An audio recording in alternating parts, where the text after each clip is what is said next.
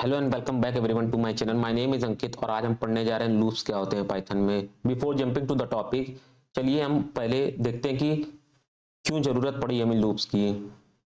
तो चलिए यहाँ पे पहले हम किसी भी चीज का वाई चलिए देखते हैं कि वाई क्या ऐसी मतलब नीड पड़ी कि हमें लूप्स की जरूरत पड़ी। तो यहाँ पे सपोज करिए आपके टीचर ने कहा कि वैभव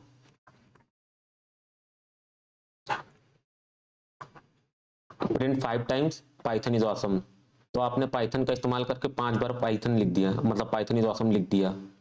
फिर आपके टीचर ने कहा कि 1000 टाइम्स लिखो। तो क्या आप हर बार मतलब प्रिंट फंक्शन का इस्तेमाल करके पाइथन इज ऑसम लिखोगे, मतलब मैनुअली? Not possible.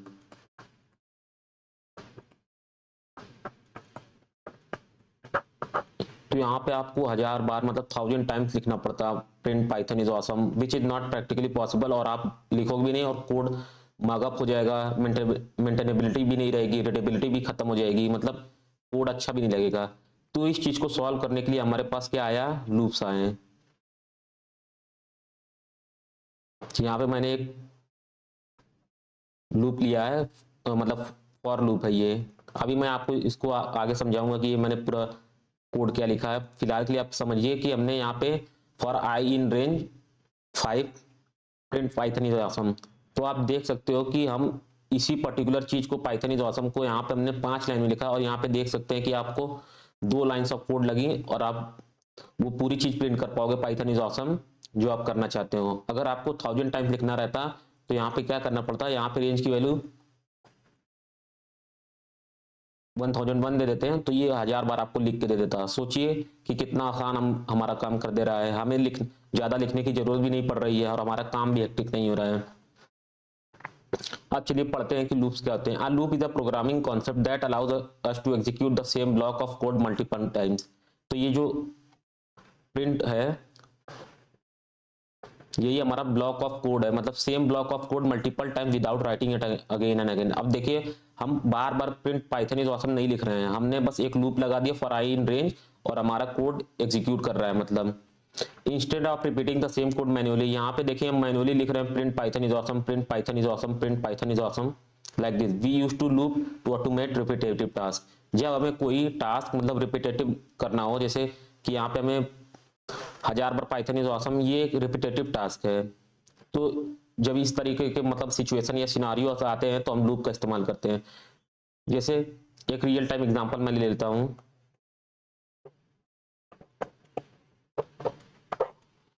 जैसे कि आप पार्क में का 10 चक्कर लगाइए, 10 राउंड्स। तो आप देख सकते हैं कि हम पार्क में जो 10 राउंड्स हैं ये एक तरह से लूप है कि हम एक ही टास्क को बार बार कर रहे हैं, मतलब राउंड लगा रहे हैं पार्क का।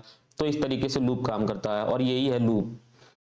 अब चलिए देखिए, why do we need loops to avoid writing repetitive codes. अब आपको मतलब ये क्लियर हो गया होगा कि हमें क्या फायदा हुआ to avoid repeating writing repetitive codes to save time effort. अगर यहाँ पे हम 1000 बार लिखने जाएंगे तो हमारा कितना टाइम वेस्ट होगा, मतलब कितने एफर्ट लगेंगे, और वही हम अगर लूप का इस्तेमाल करेंगे तो कितने आसानी से काम हो जा रहा है। टू मेक कोड क्लीनर, ये कोड आप देख के ही बता सकते हैं कि कितना मतलब क्लीन लग रहा है। और ये अगर आप सपोज करिए कि आपको 1 लाख टाइम्स लिखना पड़ता तो कितना मतलब ज्यादा हो जाता और अच्छा भी नहीं लगता। टू ऑटोमेट रिपीटेटिव टास्क, जब हम लोग को मतलब कोई ऐसा टास्क जो करना हो जो बार बार करना हो तो हम लूप्स का इस्तेमाल करते हैं। तो आई होप कि ये आपको क्लियर हो गया होगा कि हमें लूप्स की जरूरत क्यों पड़ी और लूप्स हमें हमारे लिए क्या मतलब फायदा ला रहा है। चलिए अब देखते हैं कि टाइप्स ऑफ लूप्स क्या होते हैं पाइथन में। तो यहाँ पे फॉर लूप होते हैं और व्हाइल लूप होते हैं।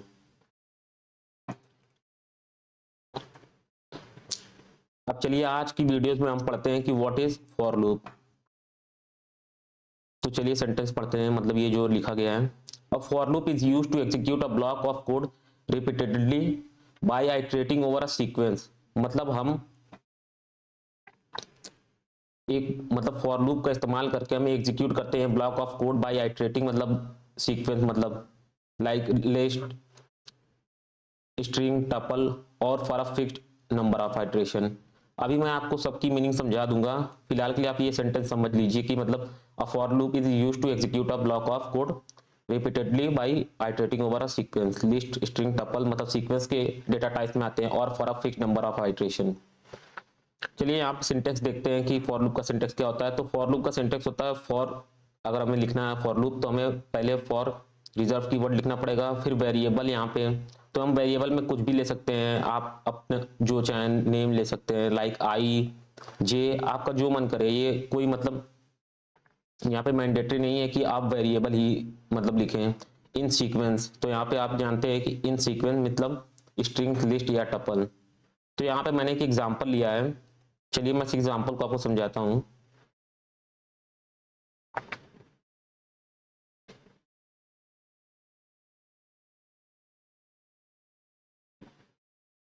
For I in range of 5 print hello.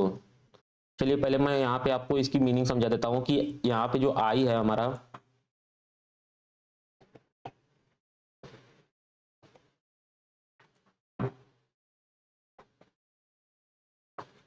ये हमारा एक लूप वेरिएबल है।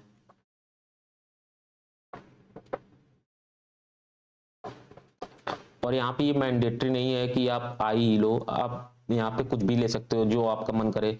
इन रेंज ऑफ 5, तो यहाँ पे एक रेंज है, जो कि रेंज फंक्शन एक बिल्ट इन फंक्शन है पाइथन में, built in function in Python that generates number.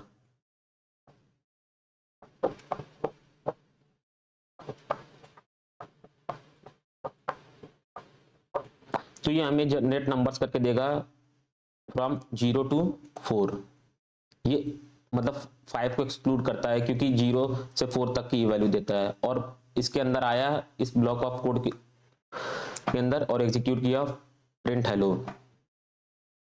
चलिए अब समझते हैं कि आइट्रेशन क्या होता है। आइट्रेशन वो होता है कि जब भी पाइथन यहाँ पे आएगा for I in range of 5, तो आई में वैल्यू इनिशियलाइज हो जाएगी 0, 0 से स्टार्ट होगा for I in range print hello.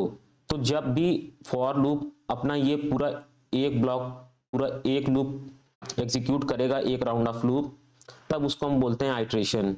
तो आइट्रेशन 1 स्टार्ट होगा आई इज इक्वल टू 0, और ये फॉर लूप लूप वेरिएबल में वैल्यू इनिशियलाइज कर रहा है रेंज फंक्शन से लेके। तो फॉर आई इन रेंज, अब यहाँ पे प्रिंट करिए हेलो, तो हेलो प्रिंट करके दे देगा। तो ये हमारा आइट्रेशन 1 कंप्लीट हुआ। अब आइट्रेशन 2 स्टार्ट होगा, जिसमें आई की वैल्यू नेक्स्ट वैल्यू अपडेट होकर स्टोर हो जाएगी। तो अब आई इज इक्वल टू 1 हो गया। अब फिर यहाँ पे हेलो प्रिंट हो जाएगा। अब हमारा ये आइट्रेशन कंप्लीट हो गया। अब फॉर लूप अपना तीसरा आइट्रेशन स्टार्ट करेगा। अब आई की वैल्यू नेक्स्ट जो अपडेटेड वैल्यू रहेगी वो मिलेगी, वो होगी 2, और हमें प्रिंट करके हेलो मिल जाएगा। अब आइट्रेशन 4 स्टार्ट होगा, आई इज इक्वल टू 3, और हमें प्रिंट करके हेलो मिल जाएगा।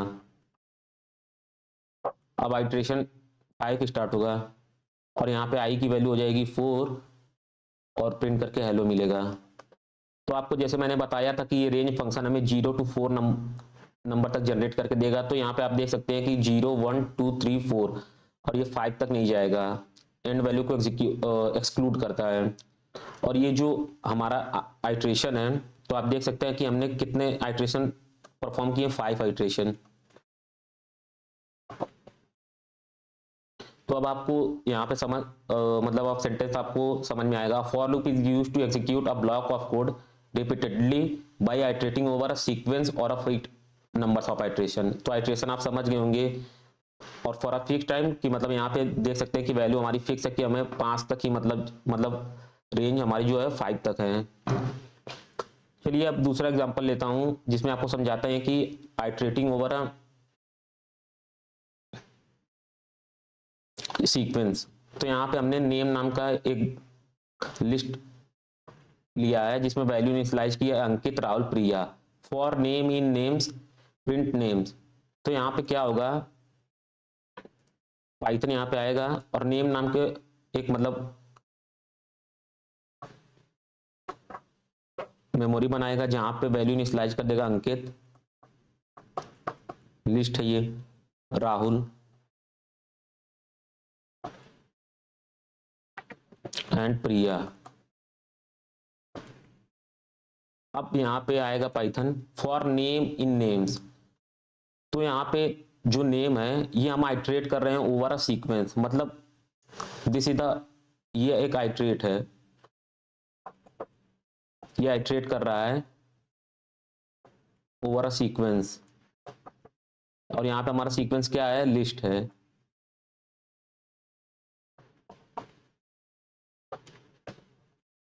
तो अब क्या करेगा, यहां से जो नेम, ये जो नेम है यहां से ये वैल्यू उठाएगा और देखेगा क्या नेम्स में है वैल्यू।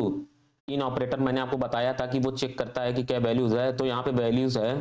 तो अब क्या करेगा, आइट्रेशन 1 स्टार्ट होगा और नेम में वैल्यू आ जाएगी अंकित,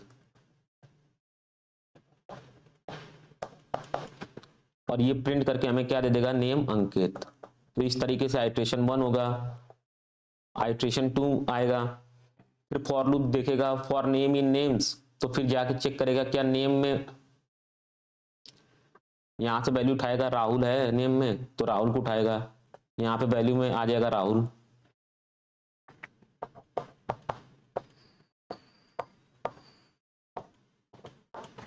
और प्रिंट करके हमें दे देगा राहुल।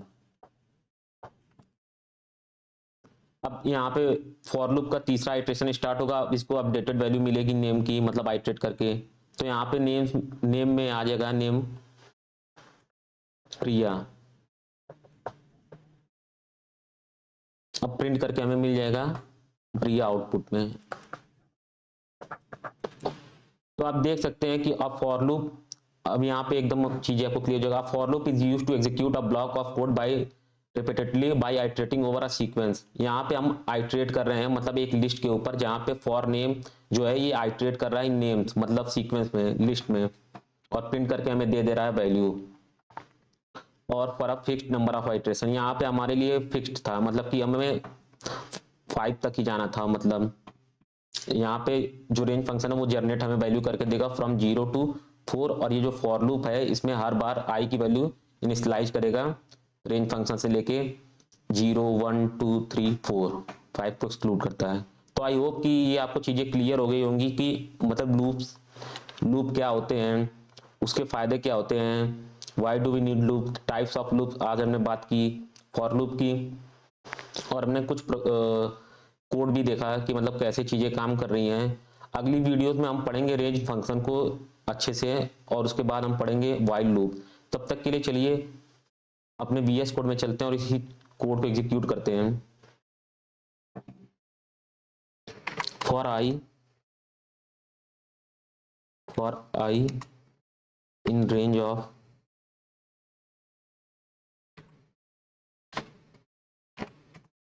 5, प्रिंट करिए हेलो।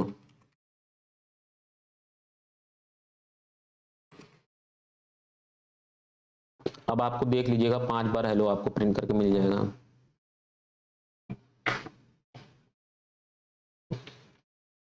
चलिए इसी सेम कोड को उठाता हूं और मैं आपको दिखाता हूं कि जो आई हमारा लूप वेरिएबल था उसमें वैल्यू क्या स्टोर हो रही थी।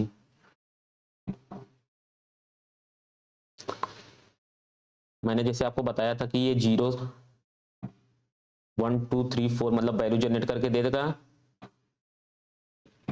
और हम हमारे लूप वेरिएबल में जो वैल्यू आई है वो 0 से स्टार्ट हुई है, 0 1 2 3 4, और ये 5 को एक्सक्लूड किया है। अब चलिए आइट्रेटिंग ओवर अ सीक्वेंस, मतलब आइट्रेट करते हैं।